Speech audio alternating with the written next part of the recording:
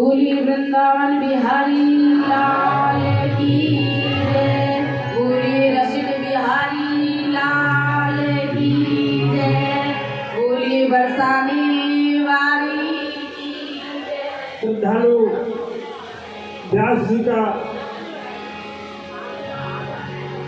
गोपाल की माला पहनाकर सम्मान कर रहे हैं। बोलो श्री भाग्य बिहारी लाल की जय।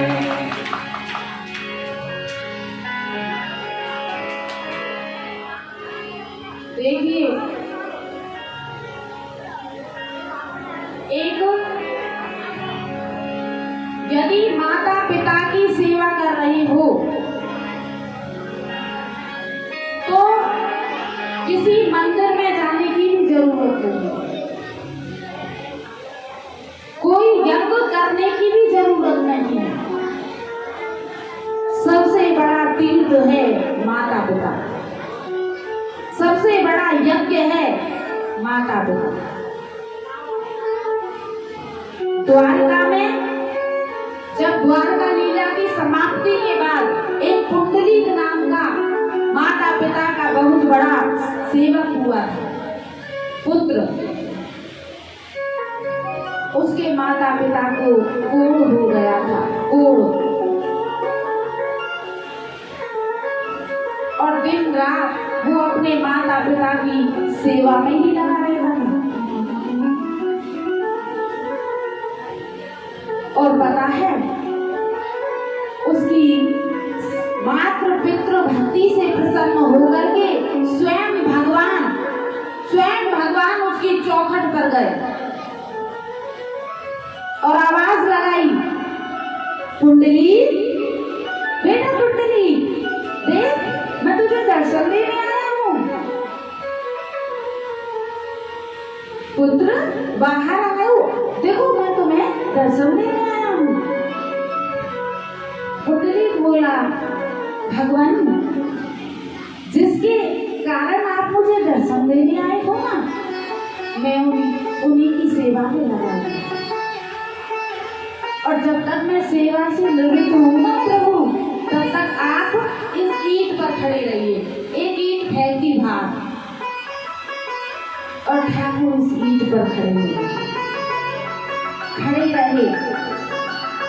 जब बहुत देर हो गई तो एक हाथ कमर पे लगा दिया। पंढरपुर में आज भी भगवान ईंट पर खड़े हुए हैं। ईंट से बीट बना, बीट से बना विठ्ठल के रूप में आज भी भगवान उस ईंट पर खड़े हुए हैं। मानो जगत को उपदेश दे रही हो कि जो माता पिता की सेवा करते हैं उनके लिए मेरा ये संसार कटी तक है, मेरी कब्र तक है। वो इस संसार में कभी डूबने नहीं पाता। आज भी भगवान कमर पर हाथ लगा करके खड़ी हुई।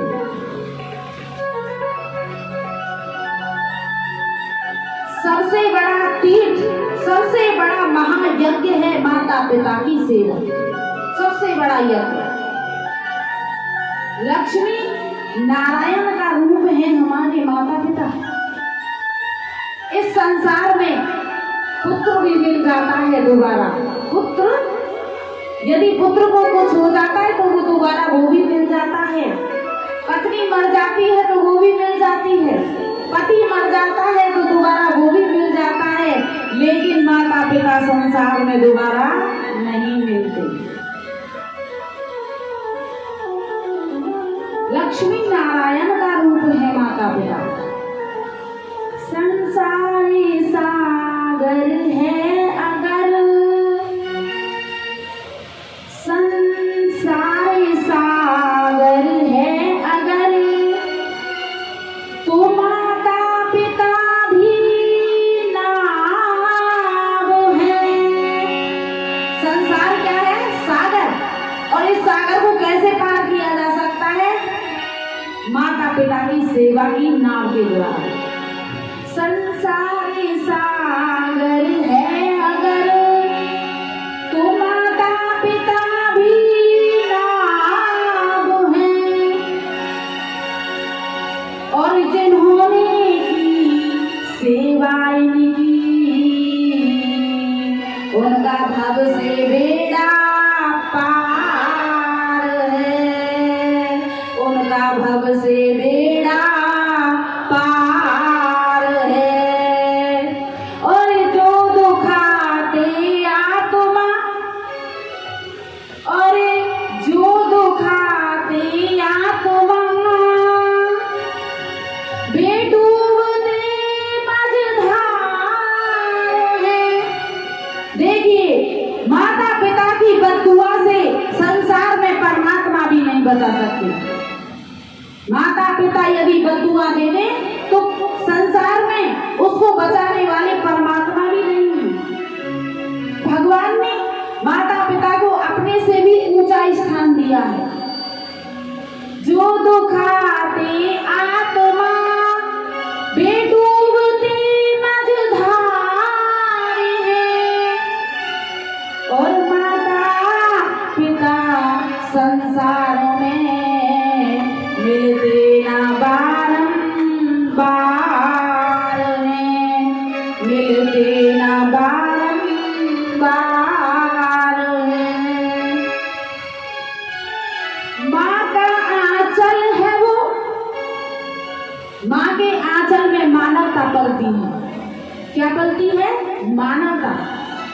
माँ का आंचल है वो जहाँ मानवता पले। अगर जन्नत है कहीं तो वो है माँ के आंचल के तले।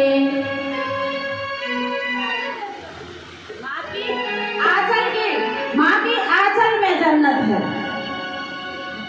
तुझे शोहरत भी मिलेगी और तुझे दौलत भी मिलेगी, तुझे शोहरत भी मिलेगी और तुझे दौलत भी मिलेगी।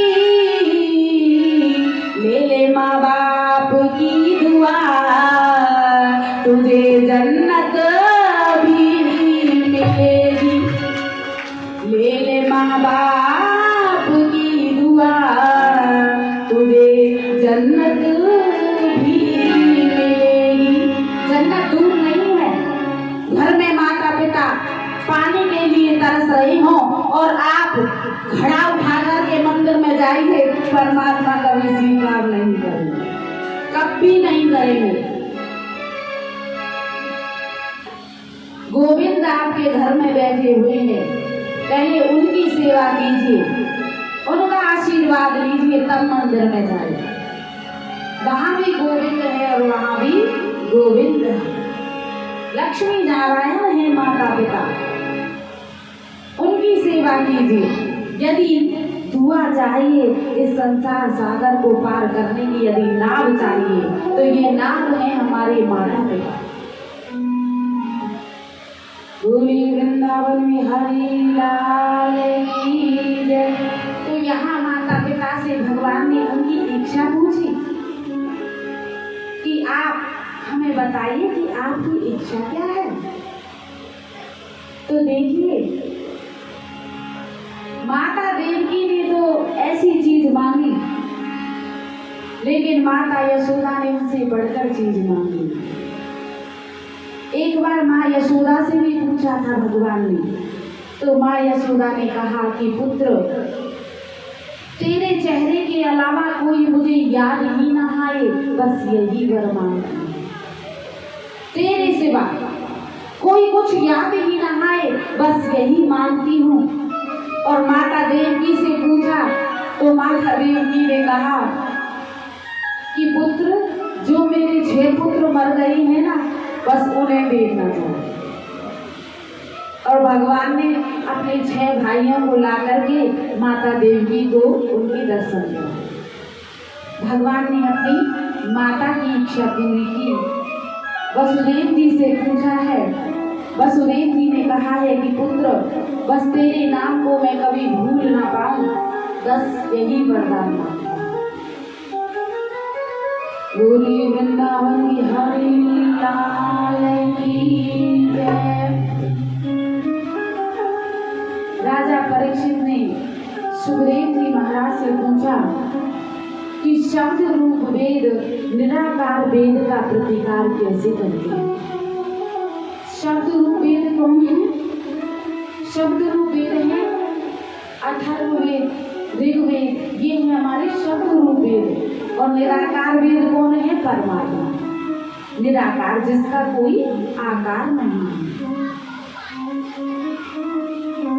एक दिन तो सुखदेव जी महाराज वर्णन कर रहे हैं कि हे राजन, जब शब्द रूप वेद ब्रह्मा जी की नाभि से कमल उत्पन्न हुआ और कमल से ब्रह्मा जी उत्पन्न हुए, और जब वेद परमात्मा का गुणगान करते हैं तो माया इसे अपनी हार समझती है। क्या करते हैं? जब वेद परमात्मा का गुणगान करते हैं तो माया इसे अपनी हार समझती है, हार। क्योंकि माया जीव को पुत्र में, पत्नी में, धन में, कुटुंबों में ही लगा के रखना चाहती है। माया नहीं चाहती कि जीव परमात्मा की ओर जाए। परमात्मा की ओर वही जा सकता है जिस पर गोविंद की कृपा है। माया रोकती है जीव को परमात्मा के पास जाने से। पुत्र में खींचेगी, पोते पोतियों में खींचेगी। अरे इसको कहाँ छोड़ करके जाऊं, अरे इसको कहाँ छोड़ करके जाऊं, इसकी रखवाली कौन करेगा? और जब ऊपर चली जाओगी तब कौन करेगा? तब कौन करेगा रखवाली? ये माया है, ये माया ही जीव को भरमाती है। सत्य को जानकर भी जीव सत्य को जानना नहीं चाहता, क्योंकि माया उसे जानने देना ही नहीं चाहती। देखिए, कथा सुनिए, कथा पर ध्यान रखिए। माया जीव को पुत्र में, पत्नी में, धन में, कुटुंब में, स्त्री में लगाए रखना चाहती है, अपनी ओर खींचती है माया। एक बार भगवान यमुना किनारे खड़े थे, पीताम्बर को बांध रहे थे और सुदामा जी यमुना जी के जल में स्नान कर रहे थे। तो सुदामा जी ने पूछा कि प्रभु, मैं आपकी माया के बारे में जानना चाहती हूँ। भगवान बोले, कभी अवसर मिलेगा तब बताएंगे। और इतने में ही सुदामा जी क्या देख रहे हैं, उन्होंने डुबकी लगाई। डुबकी लगाते लगाते उन्होंने देखा कि नदी में बाढ़ आ गई है। सुदामा जी बहते जा रहे हैं और सुदामा जी पहुंच गए एक गांव के निकट। वहां से उठकर के सुदामा जी गांव में प्रवेश कर गए और वहां एक हथनी ने उनके गले में माला पहना दी। गांव के लोग बोले कि हमारे गांव का ये नियम है कि जो हथनी जिसको पहले माला पहनाती है वही हमारे गांव का राजा बनता है। आज से तुम ही हमारे राजा हो। सुदामा जी राजा बन गए। समय गुजरा, उनकी संतान भी हो गई। समय गुजरता गया, उनका विवाह भी हो गया और समय गुजरा, उनकी संतान भी हो गई। और एक दिन उनकी पत्नी की तबीयत खराब हुई और तबीयत खराब हो गई और वो चल भी गए, मृत्यु हो गई। अब सुदामा जी दहाड़े मार मार करके रोने लगे। गांव के लोग बोले, महाराज, हमारे गांव का ये नियम है कि जहां पत्नी जाती है वहीं पति को भी भेजा जाता है। सुदामा जी बोले, नहीं नहीं महाराज, मुझे नहीं जाना मेरी पत्नी के पास, नहीं जाना मुझे। गांव वाले बोले, नहीं, आपको जाना ही पड़ेगा, हमारे गांव का ये नियम है कि जहां पत्नी जाती है वहीं पति को भी भेजा जाता है। अब सुदामा जी अपना रोना तो, पत्नी का रोना तो रोने लगे। सुदामा जी ने हजारों बार हाथ जोड़े, नहीं माने गांव के लोग। और सुदामा जी कहने लगे अब तो मेरे प्राण बचने वाले हैं। सुदामा जी बोले कि देखो मुझ पर तुम्हारे गांव का नियम लागू नहीं होता, मैं तुम्हारे गांव का नागरिक नहीं हूँ, इसलिए मुझ पर तुम्हारा नियम भी कोई लागू नहीं होता। उसने कहा महाराज, गांव वालों ने कहा अब तो आपको अपनी पत्नी के पास ही भेजेंगे हम, ये तो हमारे गांव का नियम ही है, अब तो आप अपनी पत्नी के पास ही जाओगे। सुदामा जी बोले चलो एक बार मुझे भाई यमुना पे स्नान कराना। सुदामा जी ने सोचा वहां से भाग जाऊंगा। वहां भी 5-5 सैनिक विराजमान थे।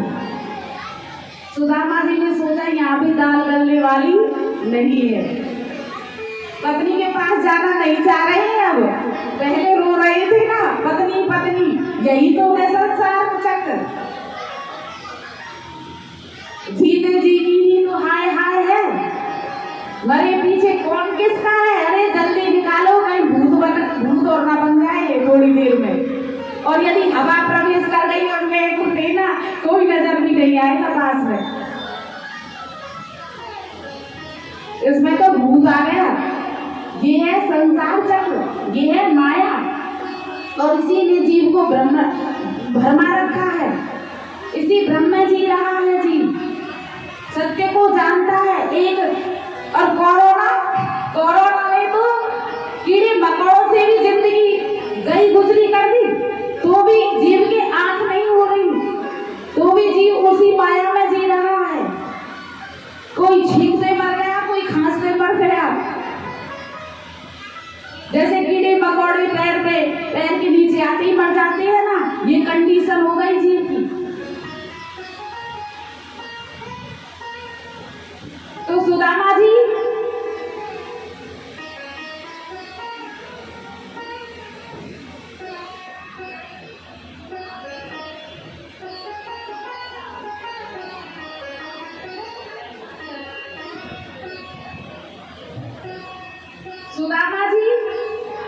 जल में स्नान करने के लिए जैसे ही डुबकी लगाई, वहां तो सुदामा जी ने डुबकी लगाई, जहां सैनिक खड़े थे यहाँ डुबकी लगाई, और जहां स्नान कर रहे थे ठाकुर, वहां पर ऊपर आए और जोर जोर से दहाड़े मार करके रो रहे थे, और भगवान खड़े खड़े मुस्कुरा रहे थे कि सुदामा जी यही है मेरी माया, जो सत्य नहीं है लेकिन सत्य प्रतीत होती है। सुदामा जी यही है मेरी माया। बोली वृंदावन बिहारी लाल की जय। जो सत्य नहीं है लेकिन सत्य प्रतीत होता है, वही है मेरी माया। हमें पुत्र सत्य लगता है, पत्नी सत्य लग रही है, हमें हमारे महल सुंदर लग रही हैं, सत्य प्रतीत हो रही हैं। मार्बल का बनवा दिया, आपके हमने पत्थर का लगवा दिया, पत्थर लगवा दिया नीचे, अब कोई नई चीज लगवा दी, लेकिन जब मृत्यु आती है तो सारा सत्य नजर आ रहा है, सारा सत्य। और कभी आपने मृत्यु को एक बार देखा भी होगा, चाहे स्वप्न में देखा हो चाहे सच में देखा, कई बार बचते हैं मृत्यु से, कई बार। मैंने पहले भी बताया था, जब आगंतुक मृत्यु हमारे सिर पर थी, कि आगंतुक मृत्यु 100 बार आती है जीवन में, और काल रूप मृत्यु एक बार। और राजा परीक्षित की काल रूप मृत्यु थी, वो बच नहीं सकते थे। आगंतुक मृत्यु तो सत्कर्म से चली जाती है, दान पुण्य से चली जाती है, लेकिन काल रूप मृत्यु लौटकर नहीं जाती।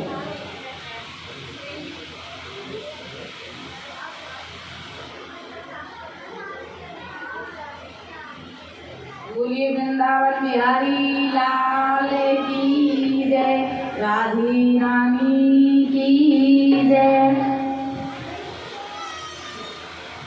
इसके बाद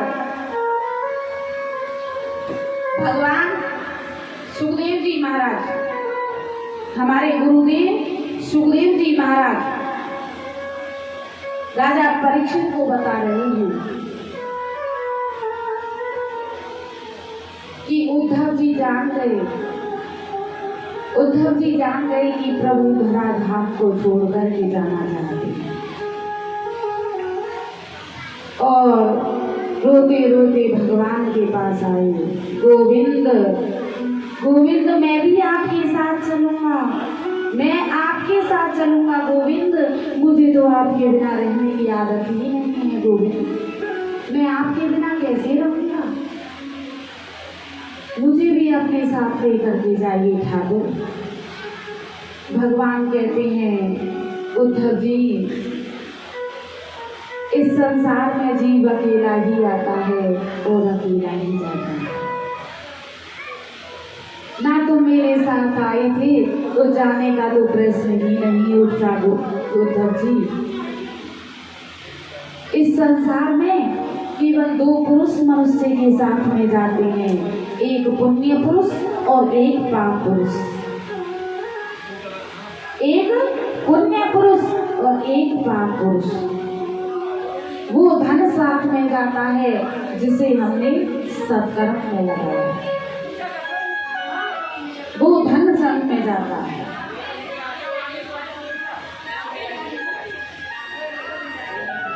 बाकी धन तो मिट्टी के समान है,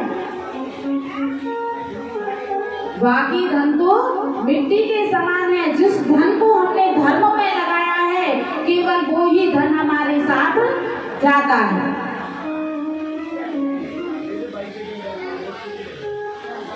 उद्धव जी ने कहा गोविंद,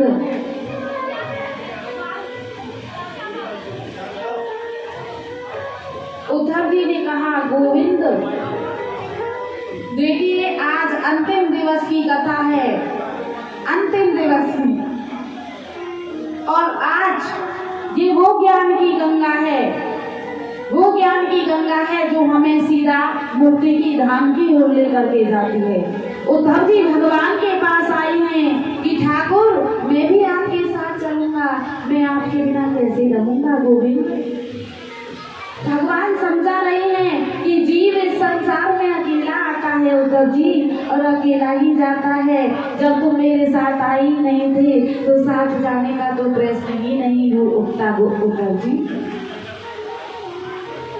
फिर उद्धव जी कह रहे हैं कि प्रभु आपके बिना मुझे आत्मकल्याण का उपदेश कौन देगा, कृपा करके मुझे आत्मकल्याण का उपदेश दीजिए।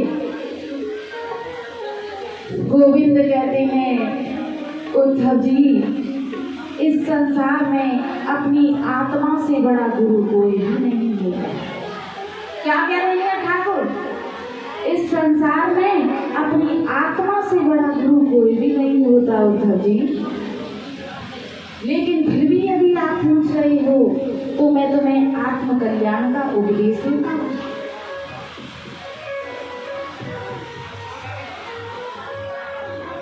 एक बार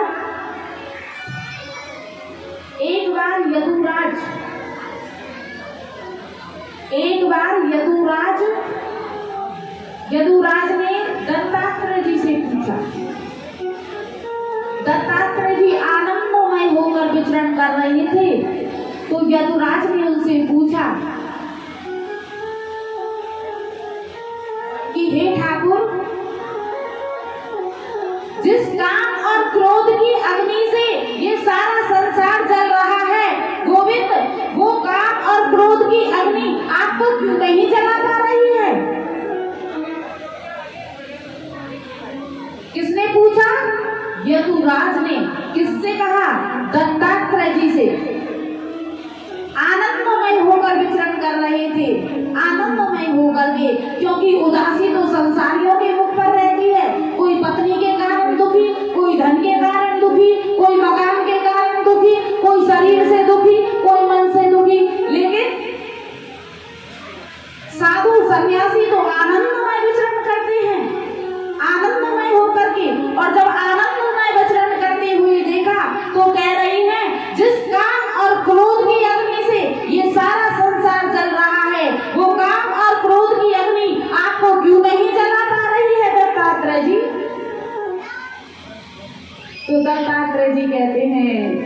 हे राजन, मैंने अपनी आत्मा में रमण करना सीख लिया। मैंने आनंद को अपनी आत्मा में खोज लिया है। देखिए, जीवन में दीक्षा गुरु एक होता है, लेकिन शिक्षा गुरु अनेक हो सकते हैं। और देखो, इसलिए मैंने अपने जीवन में 24 गुरु बनाए। मैंने अजगर को अपना गुरु बनाया। अजगर को प्रारब्ध के अनुसार जो कुछ भी मिलता है, अजगर उसी में संतोष का अनुभव करता है। इसलिए मैंने अजगर को अपना गुरु बनाया। मैंने वायु को अपना गुरु बनाया, क्योंकि वायु में निःसंगता का गुण होता है। मैंने जल को अपना गुरु बनाया, क्योंकि जल में शीतलता और मधुरता का गुण होता है।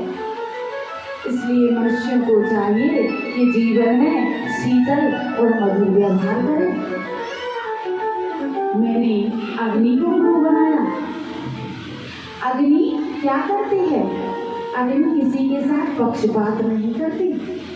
चाहे उस पर किसी वृद्ध का पैर पड़ जाए, चाहे युवा का पैर पड़ जाए, चाहे बच्चे का पैर पड़ जाए, अग्नि का काम है जलाने का। अग्नि जला ही डालती है। और दूसरा कारण, विवेक रूपी अग्नि से हमें अपने अंदर के शत्रुओं को जलाना है। अंदर के शत्रु कौन है? काम, क्रोध, लोभ, मोह, ये अंदर के शत्रु हैं। मैंने आकाश को अपना गुरु बनाया। आकाश जिस तरह सर्वत्र व्याप्त है, उसी तरह परमात्मा भी सर्वत्र व्याप्त है। मैंने आकाश को अपना गुरु बनाया। मैंने कीटक को अपना गुरु बनाया। भ्रमरी एक कीटक को लेकर के आती है, उसे बिल में रख लेती है, और वो कीटक भ्रमरी का ध्यान करते करते भ्रमरी ही बन जाता है। उसी तरह से जीव जब परमात्मा का ध्यान करता है तो परमात्मा बन जाता है। जैसे गोपियां भगवान का चिंतन करती करती कृष्णमय बन गई थी। कृष्णमय कहने लगी, मैं ही कृष्ण हूँ, मैं ही कृष्ण हूँ। मैंने मकड़ी को अपना गुरु बनाया। मकड़ी लार को उगलती है, फिर उस लार से खेलती है, और फिर उसी लार को निगल जाती है।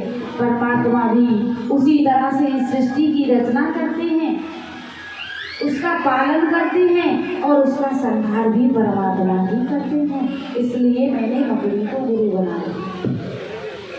मैंने सर्प को अपना गुरु बनाया। सर्प हमेशा अकेला विचरण करता है। उसी तरह से साधना के मार्ग में यदि जाना है तो अकेले विचरण कीजिए, क्योंकि सभी के साथ यदि साधना के पथ पर निकलोगे तो संसारी तो संसार की ही बातें करेंगे। मैंने लोहार को अपना गुरु बनाया। लोहार बाण बनाता है। रास्ते पर चाहे कैसी भी सवारी चल रही हो, कैसी भी निकासी चल रही हो, लेकिन उसका ध्यान अपने बाण बनाने पर लगा रहता है। इसलिए एक साधक को चाहिए कि वो अपने मन को एकाग्र करे, मन को एकाग्र करे। इसलिए मैंने लोहार को अपना गुरु बनाया। मैंने कबूतर को अपना गुरु बनाया। कबूतर अत्यंत आसक्ति के कारण मारा जाता है। मैंने हिरण को गुरु बनाया। हिरण संगीत सुनने के कारण मारा जाता है। मैंने पतंगे को अपना गुरु बनाया। पतंगा रूपा शक्ति के कारण मारा जाता है। मैंने पृथ्वी को अपना गुरु बनाया। पृथ्वी में सहनशीलता का गुण होता है। पृथ्वी में सहनशीलता का गुण होता है। इसलिए प्रातः उठ करके पृथ्वी को स्पर्श करना चाहिए, क्योंकि स्पर्श करने से उसके गुण अवगुण हमारे अंदर आ जाते हैं। पृथ्वी के गुण हमारे अंदर आ जाते हैं। मैंने हाथी को अपना गुरु बनाया। हाथी स्पर्श सुख के कारण मारा जाता है। एक गहरा गड्ढा खोद करके उसके ऊपर नकली हथनी को खड़ा कर दिया जाता है, और जब हाथी उसके पास जाता है तो वो गड्ढे में गिर जाता है और मारा जाता है। मैंने मछली को अपना गुरु बनाया। मछली जिह्वा के स्वाद के कारण मारी जाती है। इसके कारण जिह्वा के स्वाद के कारण कांटे में मांस को लगा दिया जाता है, और जब मछली उस मांस को खाना जाती है, कांटा उसमें चुभ जाता है, मछली मर जाती है। इसलिए इस जिह्वा को जीतना चाहिए।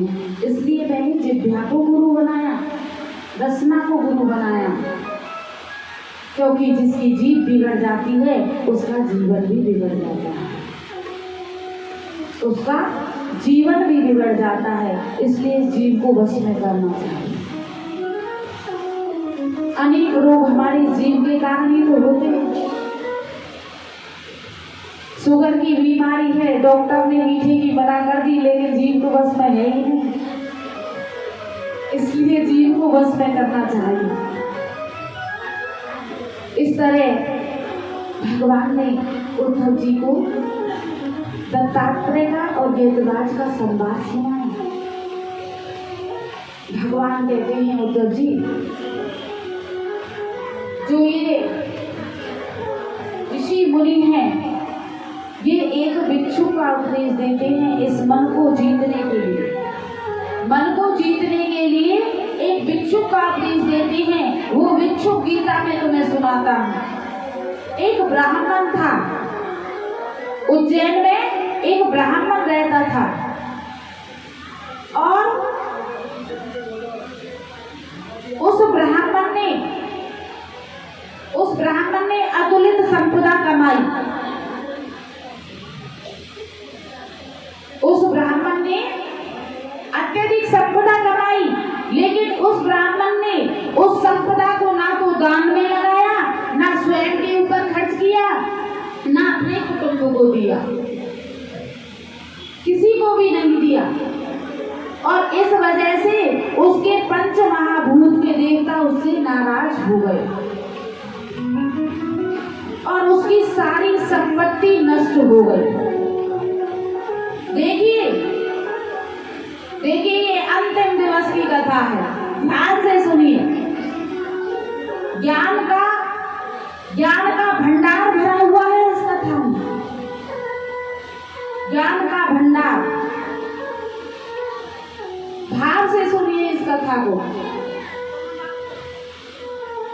उस ब्राह्मण ने धन कमाया, ना तो स्वयं पर खर्च किया, ना अपने कुटुंब को दिया, और ना धर्म में ही लगाया। देखिए, ध्यान से सुनना, ना धर्म में लगाया।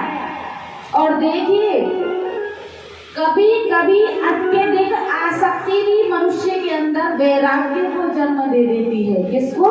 वैराग्य को। उसकी संपत्ति उसकी आंखों के सामने ही नष्ट हो गई। कुछ चोर चुरा कर ले गए, कुछ जल गई, और कुछ को कुटुंबी ले गए। अब उससे कुटुंबी भी नाराज थे, परिवार वाले भी नाराज थे। परिवार वाले भी उसे गालियां देते मनी मन। और जब उसकी सब कुछ नष्ट हो गया तो उसने उसका त्याग कर दिया। परिवार वाले जब संपत्ति को नष्ट हुआ देखा तो दहाड़े मार मार करके रोने लगा। हाय हाय, ये मैंने क्या कर दिया, ये मैंने क्या कर दिया। मैंने अपने सारे जीवन को इस धन के पीछे लगा दिया। ज्ञान हो गया उसके हृदय में, ज्ञान, वैराग्य ने जन्म ले लिया। संपत्ति के अतिरेक ने, संपत्ति की आसक्ति ने उस ब्राह्मण के हृदय में ज्ञान ने जन्म ले लिया। ज्ञान, वैराग्य ने जन्म ले लिया कि ये मैंने क्या कर दिया। सारे जीवन को मैंने संपत्ति के पीछे लगा दिया, संपत्ति के पीछे, और वो भी जल करके नष्ट हो गई। हाय, अब मुझे मुक्ति कैसे मिलेगी, हाय, अब मुझे मुक्ति कैसे मिलेगी। फिर ध्यान आया,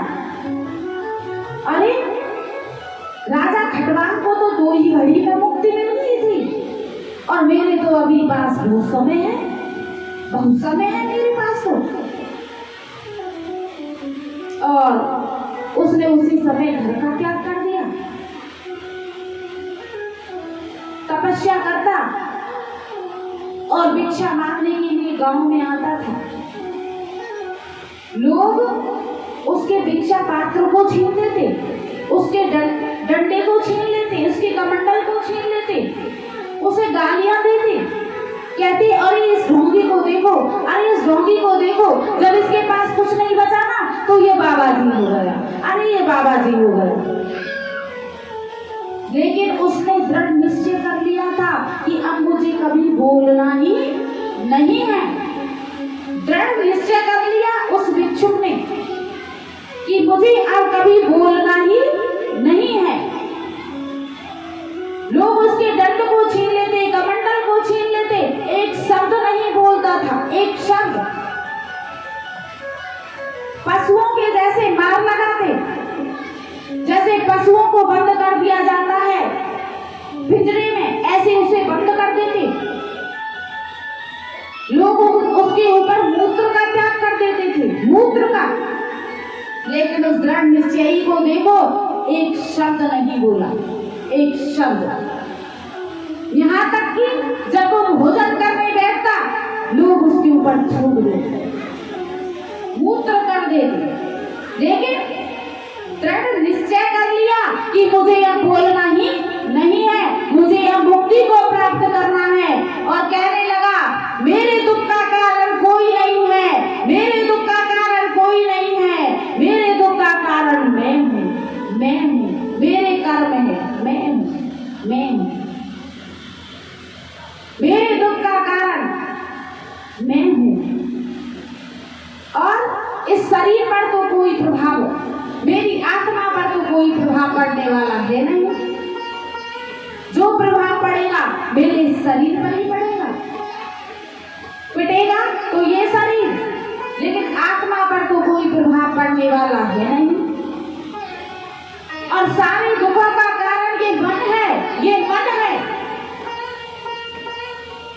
और कोई भी नहीं। और उस दृढ़ निश्चयी ने एक दिन परमात्मा को प्राप्त कर लिया, मुक्ति को प्राप्त कर लिया। भगवान ने ये भिक्षु गीता उद्धव जी को सुनाई, मन को जीतने के लिए कि मन को कैसे जीता जाता है। प्राचीन भिक्षु का उपदेश दिया भगवान ने उद्धव जी को, इस मन को जीतने के लिए। और उसने दृढ़ निश्चयी भिक्षुक ने एक दिन अपने मन को जीत लिया और मुक्ति को प्राप्त किया। भगवान कहते हैं उद्धव जी से, उद्धव जी यद्यपि मेरी प्राप्ति के अनेकों साधन बताए हैं विद्वानों ने, वेदों में यद्यपि मेरी प्राप्ति के अनेकों साधन बताए गए हैं उद्धव जी, लेकिन जो भक्ति से, सत्संग से मैं प्रसन्न होता हूँ ना उद्धव जी, मैं और किसी अन्य उपाय से नहीं होता। भगवान ने उद्धव जी से कहा, उद्धव जी मैं तुमसे तुम्हारा तन नहीं मांगता उद्धव जी, मैं तुमसे तुम्हारा तन नहीं मांगता उद्धव जी, मैं तुमसे तुम्हारा धन भी नहीं मांगता उद्धव जी, अपना मन मुझे दे दो उद्धव जी, अपना मन मुझे दे दो। अपने मन को मेरे चरणों में लगा दो उद्धव जी, अपने मन को मेरे चरणों में लगा दो। आप बद्रीनाथ में जाइए और वहाँ अपने मन को मेरे चरणों में लगा करके मुक्ति को प्राप्त कीजिए। भगवान ने अनेक उपदेश दिए उद्धव जी को, जिसे उद्धव गीता के नाम से जाना जाता है। लेकिन भगवान के मन का उद्वेग नहीं मिट रहा था, भगवान के उद्धव जी के मन का उद्वेग नहीं मिट रहा था। तब भगवान ने अपनी चरण पादुकाएं उतार करके उद्धव जी को दी। देखिए श्री रामचरितमानस में भगवान ने अपनी चरण पादुकाएं किसके लिए दी है? भरत जी के लिए। और भागवत में भगवान ने अपनी चरण पादुकाएं किसके लिए दी हैं? उद्धव जी के लिए। उद्धव जी ने चरण पादुकाओं को अपने सिर पर धारण किया। अब उद्धव जी को लग रहा था कि अब प्रभु मेरे साथ है, अब गोविंद तो मेरे साथ हैं। और उद्धव जी उन चरण पादुकाओं को लेकर के बद्रीनाथ की ओर गए हैं और वहाँ साधना करके मुक्ति को प्राप्त किया है। बोली वृंदावन बिहारी लाल की जय।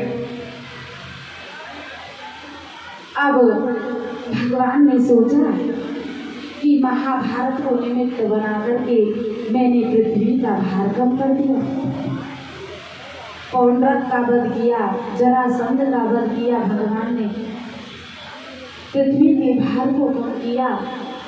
फिर भगवान कहते हैं लेकिन मेरे अभी यदुवंश का भार बाकी है।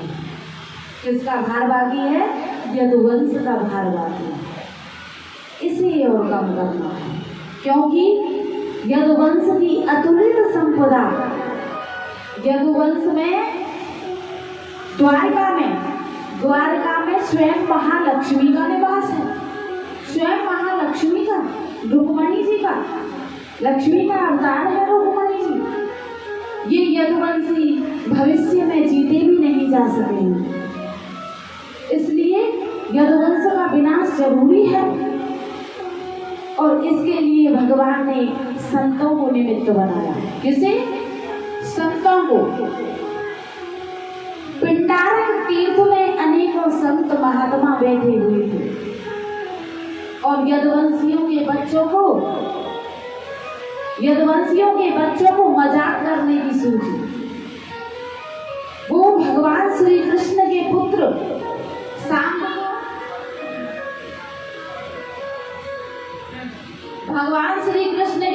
सांब को साड़ी पहनाई उन्होंने, पेट पर कपड़े लपेटे और संतों के पास ले गए। कहाँ ले गए? संतों के पास। और कहने लगे कि महात्मा देखिए, कथा पर ध्यान रखिए, कथा पर। इनको तो आप देखते रहोगे लेकिन हमें नहीं देख पाओगे। हमें तो तभी देख पाओगे जब हमें याद करोगे मन से कि हमें अब फिर कथा करानी है वर्ष में। हमें नहीं देख पाओगे, कथा को नहीं देख पाओगे इसमें। यहाँ तो जब ही देख पाओगे जब गोविंद की कृपा होगी, जब आपका भाव होगा कि हमें फिर कथा सुननी है, फिर हमें ऐसा ही आनंद चाहिए जैसा आनंद उस समय बनता था।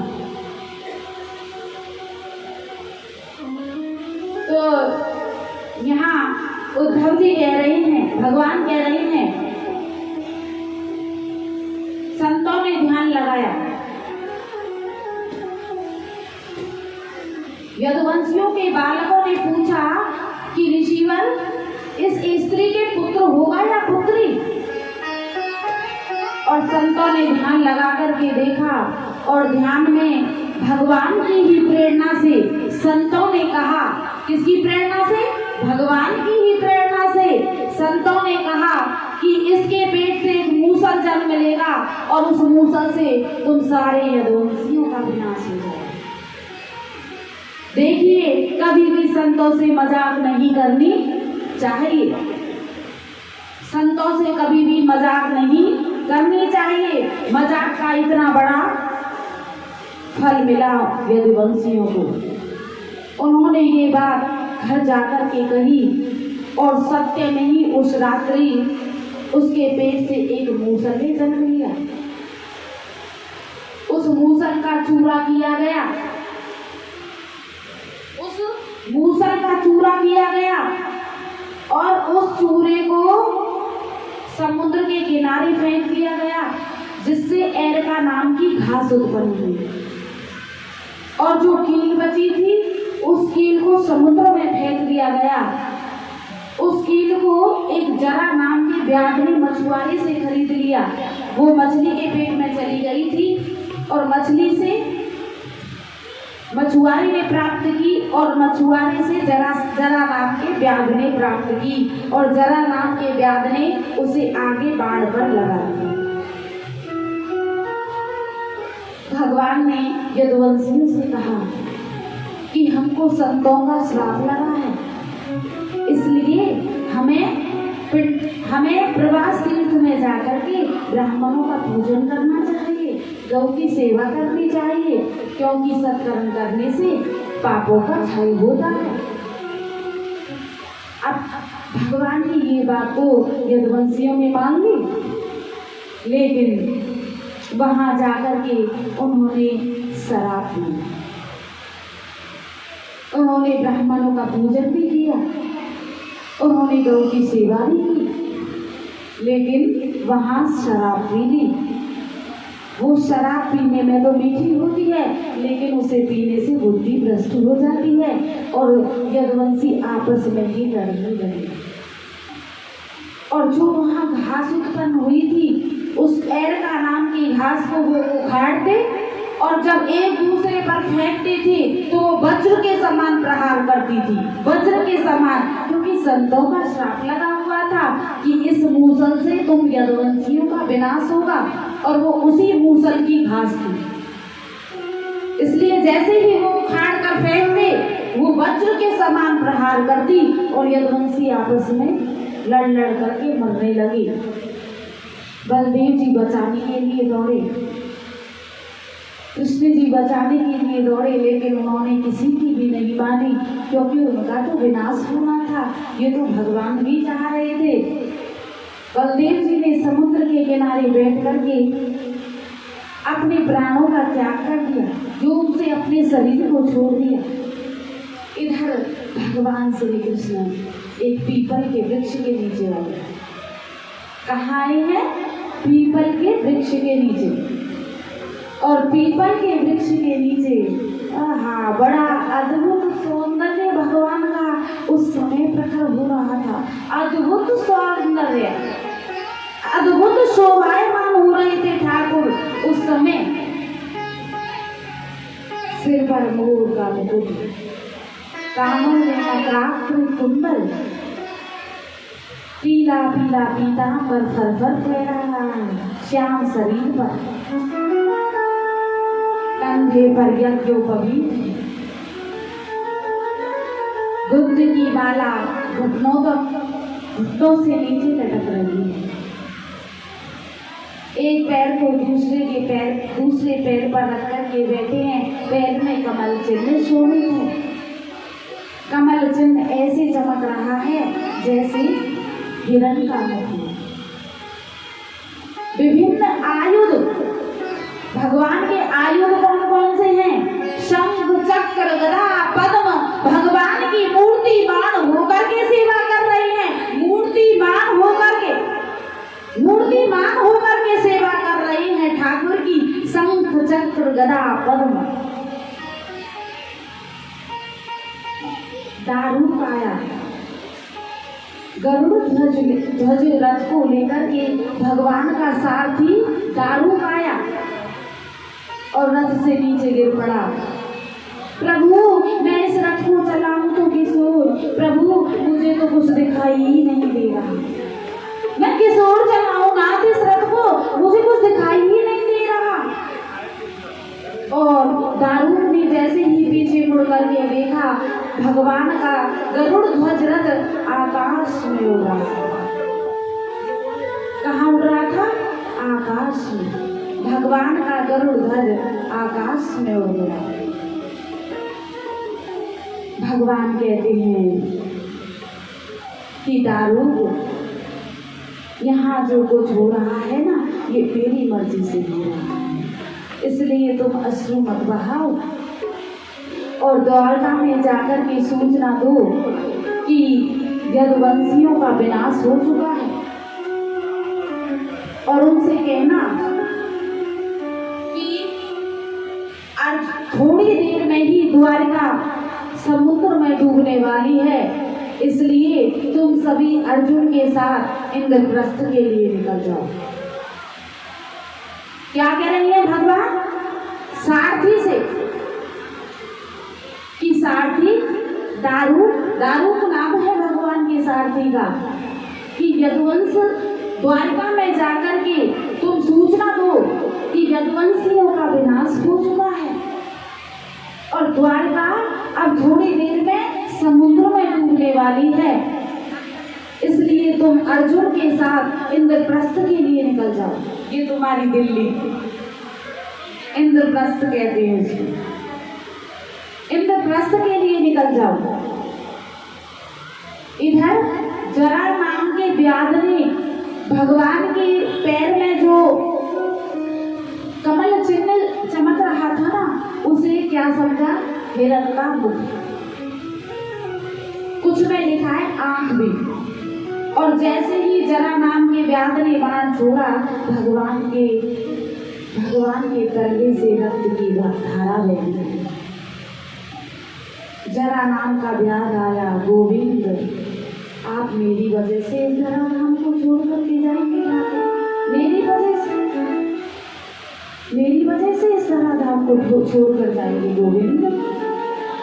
भगवान कहते हैं कि इसमें तुम्हारा कोई दोष नहीं है। देखिए, मैं किसी का भी एहसान अपने सिर पर नहीं रखता। कर चुप। त्रेता युग में मैंने तुम पर बाण छोड़ा था। ये बाली है पूर्व जन्म का। कौन है? बाली। मैंने त्रेता युग में तुम पर बाण छोड़ा था और अब आपने मुझ पर बाण छोड़ करके हिसाब चुकता कर लिया। हिसाब बराबर हो गया। और भगवान ने देखिए अपने सारथी दारू को और इस जरा नाम के व्याध को भगवान ने शरीर सहित अपने धाम में भेजा। शरीर सहित। शरीर किसी का नहीं जाता है, लेकिन भगवान ने इन दोनों को शरीर सहित भेजा। और भगवान भी शरीर सहित ही गए हैं। सुखदेव जी महाराज राजा परीक्षित को समझा रही हैं कि हे राजन, भगवान ने अपने शरीर को योग से चलाया नहीं था, क्योंकि भगवान का शरीर भक्तों की उपासना का केंद्र है। भगवान का श्री विग्रह भक्तों की उपासना का केंद्र है, इसलिए भगवान ने वो शरीर जलाया नहीं था। उस समय सभी देवता आकाश में आकर विराजमान हो गए थे। क्या देखने के लिए? कि भगवान किस तरह अपने धाम में प्रवेश करते थे। क्या? कि भगवान किस तरह इस समय अपने धाम में प्रवेश करते हैं।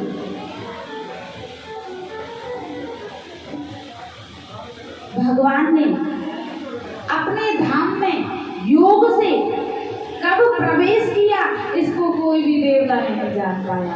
और सभी ने भगवान के इस योग की प्रशंसा की है। बोलिए वृंदावन बिहारी लाल की जय। जो रस ब्रह्मा दिख नहीं पाया, जो रस ब्रह्मा दिख नहीं पाया, जो रस ब्रह्मा दिख नहीं पाया,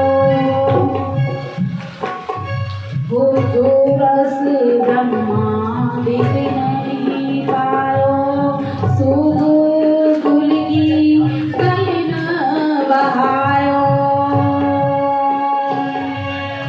सो गोकुल की कलिन बहायो। जिस रस को ब्रह्मा जी ने नहीं प्राप्त कर सके, उस रस को भगवान ने गोकुल की गली गली में बहा दिया। उस प्रेम को भगवान ने गोकुल की गली गली में दोनों हाथों से उड़ेल दिया। जो रस ब्रह्मा दिख नहीं पायो, वो गोकुल की गली न बहायो।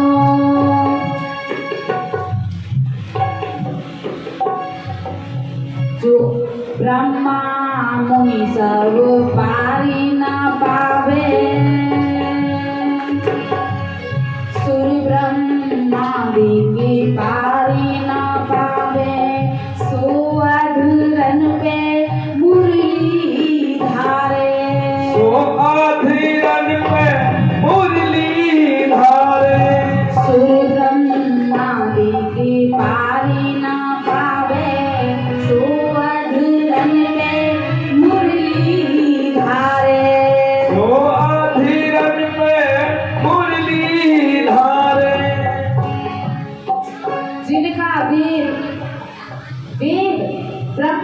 विष्णु महेश भी पार नहीं पाते, वही भगवान वृंदावन की गलियों में मुख पर मुरली रख करके मुरली बजाते हुए घूमते थे।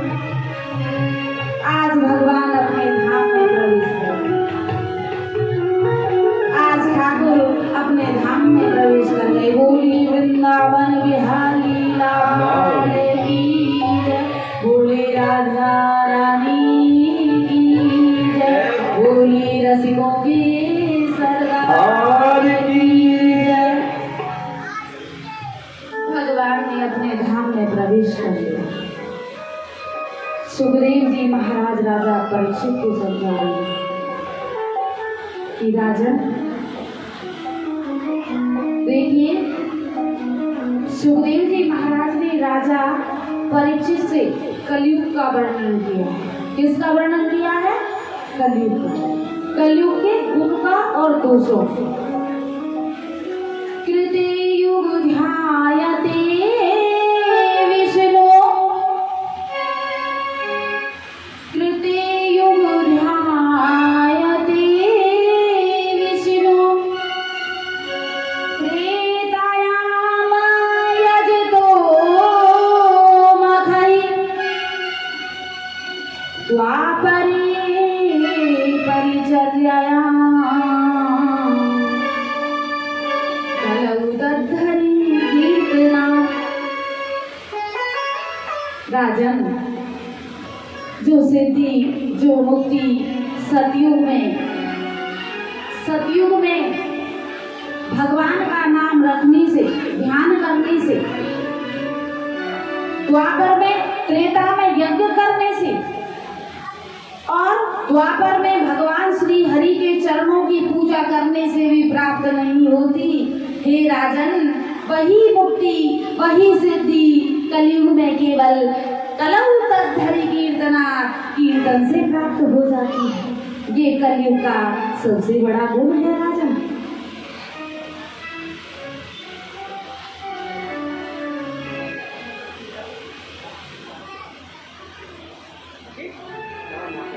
वही सिद्धि, वही मुक्ति कलयुग में केवल भगवान के नाम संकीर्तन से प्राप्त हो जाती है।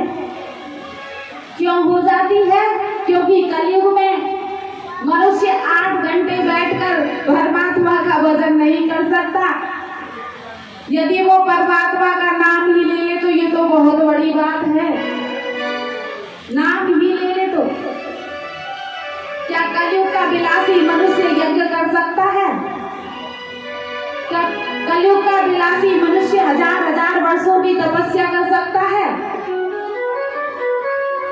केवल नाम संकीर्तन से कलयुग में मनुष्य इस संसार सागर को सहज ही पार कर जाता है राजन। ये कलयुग का सबसे बड़ा गुण है, सबसे बड़ा गुण। इसके बाद सुखदेव जी महाराज ने राजा परीक्षित से कहा, राजन,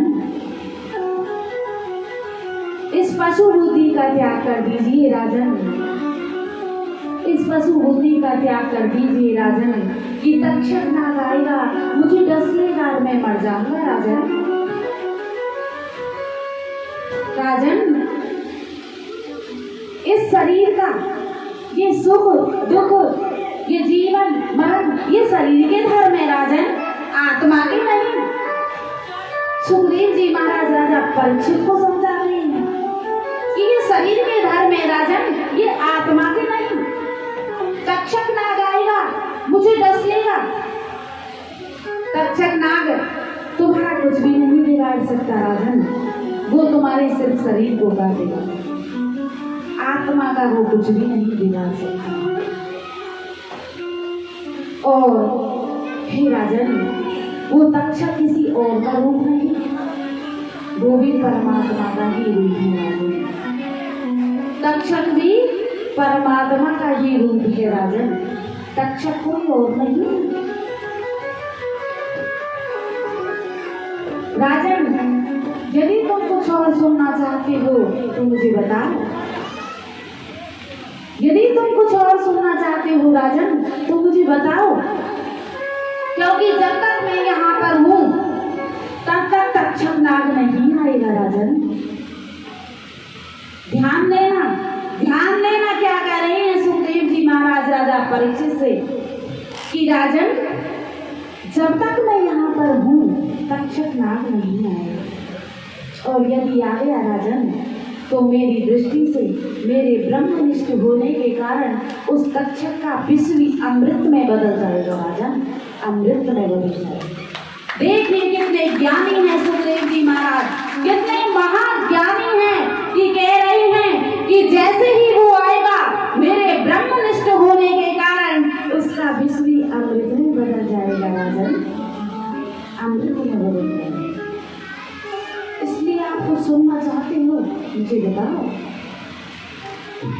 राजा परीक्षित कहते हैं कि महाराज आपने जो परम तत्व का उपदेश दिया उसे सुनने के बाद अब मेरी कुछ भी सुनने की इच्छा नहीं।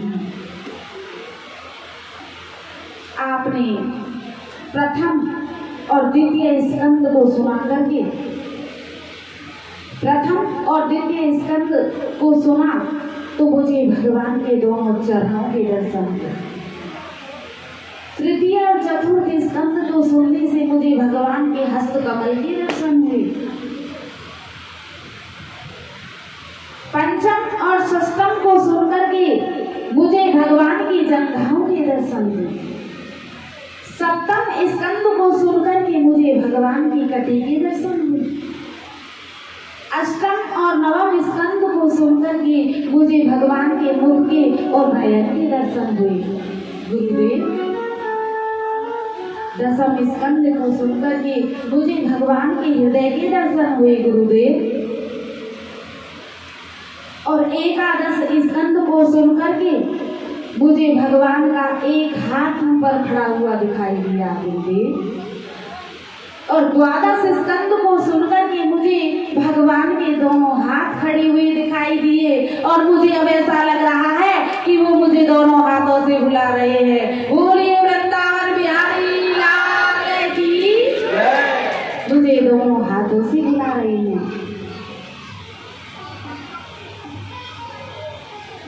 प्रथम स्कंदों में भगवान ने, सुखदेव जी महाराज ने राजा परीक्षित को शिष्य के अधिकार के बारे में बताया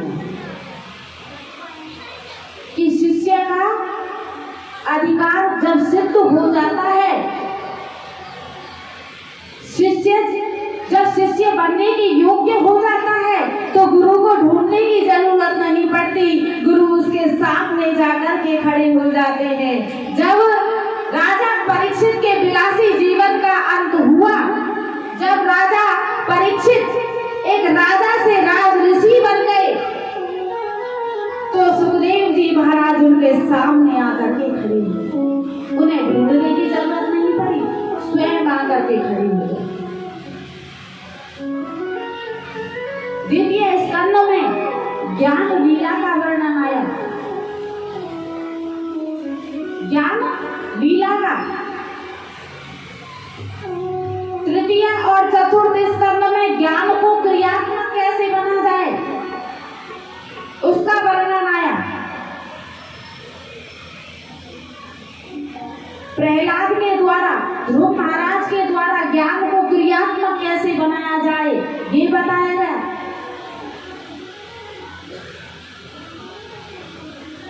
इसके बाद पंचम स्कंद में भगवान ज्ञान को गुरु के द्वारा कैसे क्रियात्मक किया जाए उसका वर्णन आया। षष्ठम स्कंद में पुष्टि लीला का वर्णन आया।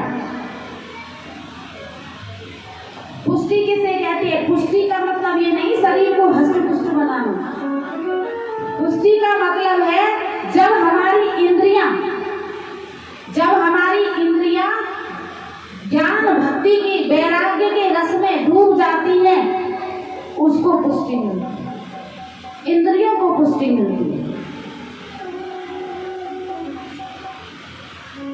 सप्तम स्कंदों में सद्वासना असद्वासना का वर्णन आया। सद्वासना क्या है?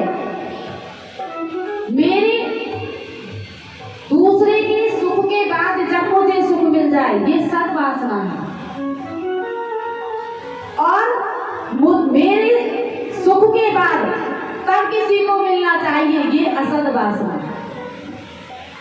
जब मैं भोग लूं ना सुख को तब दूसरे को मिलना चाहिए, ये असद वासना था। और ये असद वासना थी हिरण्यकश्यप की और सद वासना थी महाराज प्रहलाद की। गजेंद्र के द्वारा अष्टम स्कंद में वासना को दूर करने के उपाय बताए गए, अष्टम में और नवम में, कि वासना को दूर कैसे किया जाए। सुखदेव जी महाराज ने देखा कि राजा परीक्षित के हृदय में अभी सूक्ष्म वासना है, और जब तक इनके हृदय में सूक्ष्म वासना है तब तक इन्हें रास में प्रवेश नहीं हो सकता, तब तक रास में प्रवेश नहीं कर सकता। क्योंकि रास लीला में यदि ये जाएंगे तो वहां भी इनको काम नहीं नजर आएगा। इसलिए भगवान ने सूर्यवंशी और चंद्रवंशी राजाओं का वर्णन सुनाया नवम स्कंद में। सूर्य किसके स्वामी हैं? बुद्धि के, और चंद्रमा मन के। सूर्यवंश किसका प्रतीक है? बुद्धि का, और चंद्रवंशी राजा मन के। इसलिए सूर्यवंशी और चंद्रवंशी राजाओं का वर्णन सुनाया। जब मन और बुद्धि ही पवित्र हो जाते हैं तो वासना अपने आप चली जाती है। दसम स्कंद, दसम स्कंद तो भगवान का स्वयं, भगवान के हृदय कहा गया है इसे, दसम स्कंद को। जो भगवान की कथा आती है ना वो दसम स्कंद में आती है। भगवान की कथाएं दसम स्कंद से प्रारंभ होती है, इसलिए इसे ठाकुर का हृदय कहा गया है, हृदय। और 11वें स्कंद में जो 10 स्कंद है उनका उपसंहार किया गया है, और 12वें स्कंद में आश्रय लीला का वर्णन किया गया है कि जो भागवत का आश्रय लेता है, जो भागवत का आश्रय लेता है वो इस संसार सागर में डूबने नहीं पाता। बोलिए वृंदावन बिहारी लाल की जय। वो इस संसार सागर को सहज ही पार कर जाता है। राजा परीक्षित कह रही है, महाराज एक बार बस एक इच्छा है। क्या इच्छा है? कि एक बार बस मैं आपका पूजन करना चाहता हूँ। सुखदेव जी महाराज से राजा परीक्षित ने कहा कि प्रभु आपने जो परम तत्व का उपदेश दिया ना, उसे सुनने के बाद मेरी अब कुछ सुनने की इच्छा नहीं है, बस एक बार आपका पूजन करना चाहता हूँ। राजा परीक्षित ने सुखदेव जी महाराज का पूजन किया, और देखिए मंत्र दीक्षा से भी ज्यादा श्रेष्ठ होती है स्पर्श दीक्षा। और सुखदेव जी महाराज ने जैसे ही राजा परीक्षित के सिर का स्पर्श किया, राजा परीक्षित का संबंध ब्रह्म से जुड़ गया, ब्रह्म से जुड़ गया। और तक्षक नाग ने राजा परीक्षित को काटा। सूत जी महाराज वर्णन कर रहे हैं कि हे ऋषियों, उस समय मैं भी मौजूद था। तक्षक ने राजा परीक्षित को काटा जरूर था, लेकिन केवल उसके शरीर को, आत्मा तो राजा परीक्षित की ब्रह्म में पहले ही लीन हो गई थी। उस सभा में सुखदेव जी महाराज के पिता व्यास जी महाराज भी थे। अपने पुत्र को वंदन किया है कि जिस तत्व को मैं नहीं समझ पाया उसे मेरे पुत्र सुख ने जान लिया, उसे मेरे पुत्र सुख ने जान लिया। वंदन किया है अपने पुत्र को व्यास जी महाराज ने। देखिए, मैंने प्रथम दिवस की कथा में बताया था कि इस कथा को सुना कौन रहा है? कौन सुना रहा था? सूत जी महाराज। किसे सुना रही थी? शौनकादिक ऋषियों को। तो उनकी कथा भी समाप्त नहीं हुई है, ये केवल सुखदेव जी और राजा परीक्षित की समाप्त हुई है। अब किसकी बारी है? सूत जी महाराज की। उनकी अभी कथा चल रही है। तो उन्होंने कहा,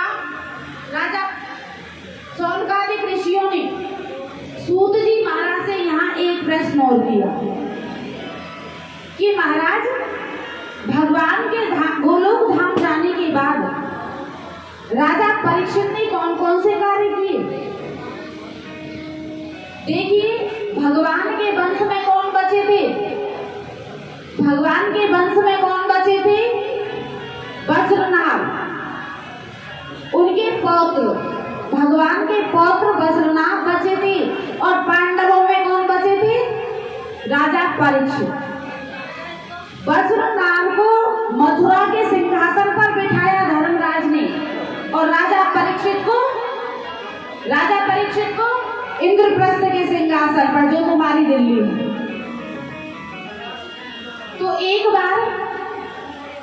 बार वज्रनाभ से मिलने के लिए राजा परीक्षित गए। उन्होंने पूछा कि यदि तुम्हें कोई परेशानी हो तो मुझे बताओ। तो वज्रनाभ ने कहा कि वैसे तो मुझे कुछ परेशानी नहीं है, लेकिन ये जो मथुरा है ना, ये उजड़ी हुई है, ये मथुरा उजड़ी हुई है, क्योंकि भगवान ने जब जरासंध ने आक्रमण किया था ना, तब भगवान ने मथुरा वासियों को द्वारका में शिफ्ट कर दिया था योग माया के द्वारा, इसलिए मथुरा तो उजड़ी हुई थी। तो राजा परीक्षित ने इसी इंद्रप्रस्थ से बड़े बड़े राजाओं को वहां पर बसाया। कहाँ, मथुरा। बड़े बड़े सेठों को मथुरा में बसाया। और उसके बाद भगवान की रानियां बची थी। भगवान की रानियां उनसे मिली हैं जमुना जी से। यमुना जी से उन्होंने कहा कि जब से गोविंद गए हैं तब से हम दुखी हैं, फिर लेकिन तुम इतनी आनंदमय कैसे रहती हो। तो माँ जमुना ने कहा कि मैंने राधे रानी की सेवा की है, और राधे रानी की सेवा से मुझे उद्धव जी ने भगवत धर्म का उपदेश दिया, इससे मैं प्रसन्न रहती हूँ। यदि तुम्हें भगवत धर्म का उपदेश सुनना है तो उद्धव जी से सुनिए। उन्होंने कहा उद्धव जी तो अब है ही नहीं। तो माँ जमुना ने कहा कि जब तुम भगवान का संकीर्तन करोगी, उत्सव मनाओगी, तो वहाँ उद्धव जी प्रकट हो जाएंगे। उत्सव को भगवान का उद्धव कहा गया है। जब भी भगवान का उत्सव मनाया जाता है, वहाँ उद्धव जी प्रकट हो जाते हैं। जैसे श्री रामचरितमानस की कथा में पवन पुत्र हनुमान विराजमान रहते हैं, ऐसे ही जब भगवान श्री कृष्ण की कथा होती है, वहाँ उद्धव जी प्रकट हो जाते हैं। बोलिए वृंदावन बिहारी लाल की जय। तुम उत्सव का आयोजन करो, वहाँ उद्धव जी प्रकट होंगे। तो गोवर्धन के पास कुसुम सरोवर पर उत्सव का आयोजन किया राजा परीक्षित ने और वज्रनाभ ने, और उत्सव किया तो वहाँ उद्धव जी प्रकट हुए। यहाँ पर राजा परीक्षित को और वज्रनाभ को उद्धव जी ने गले से लगाया, क्योंकि कल की कथा में मैंने बताया था कि उद्धव जी ने भगवान से प्रार्थना की थी कि मोहन हो ही प्रसन्न, तो यही वर मांगो जाए। क्या वर मांगा जाए कि कहे रो ब्रज भूमि की मारग में की धूर, और विचरत पगमो पर धरे सब सुख जीवन मूर। मोने ने हूँ दुर्लभ जो, मोने ने हूँ दुर्लभ जो मुनियों के लिए भी दुर्लभ है। मुझे वृंदावन की धूल बनाओ परमात्मा, ताकि ये गोपियां जब मेरे सिर पर चरण रखकर गुजरेंगी ना, तो मेरा जीवन धन्य हो जाएगा। मैं ऋषि मुनियों से भी ज्यादा ऊपर पहुंच जाऊंगा। या मुझे क्या बनाओ, लता, या मुझे लता बना दो वृंदावन की। कह रो गुलमा लता बेली बनो माही, आवत जात सुभाए परी मो पर परिछाई। जब ये आएंगी जाएंगी तो इनकी परछाई जब मुझ पर पड़ेगी ना, तो इनका स्वभाव मेरे अंदर आ जाएगा। संत का स्वभाव, जब मैं संतों के संग में रहूंगा तो मैं भी संत बन जाऊंगा। मुझे भी परमात्मा मिल जाएंगे। तो ये उद्धव जी आज भी गोवर्धन में विराजमान है। जब वज्रनाभ ने और परीक्षित ने उत्सव का आयोजन किया तो वहाँ उद्धव जी प्रकट हो गए और गले से लगाया राजा परीक्षित को और वज्रनाभ को, और उन्होंने राजा परीक्षित से कहा कि आप दिग्विजय के लिए जाइए। किसकी दिग्विजय के लिए? आप कलयुग को जीतने के लिए जाइए, क्योंकि मैं भगवत धर्म का उपदेश सुना रहा हूँ गोपियों को, रानियों को, भगवान की रानियों को भगवत धर्म का उपदेश सुना रहा हूँ। और कलयुग हो सकता है इसमें बीच में गड़बड़ करे, इसलिए आप पहले कलयुग को जीतने के लिए निकलिए। आई थी ना दूसरे दिन की कथा में कि राजा परीक्षित दिग्विजय के लिए निकले, वो कब निकले थे वहां पर कलयुग को जीतने के लिए। तो राजा परीक्षित ने कहा, महाराज आप तो कथा सुनाएंगे, भगवत धर्म का उपदेश देंगे रानियों को, लेकिन मुझे कौन सुनाएगा? इस भगवत धर्म का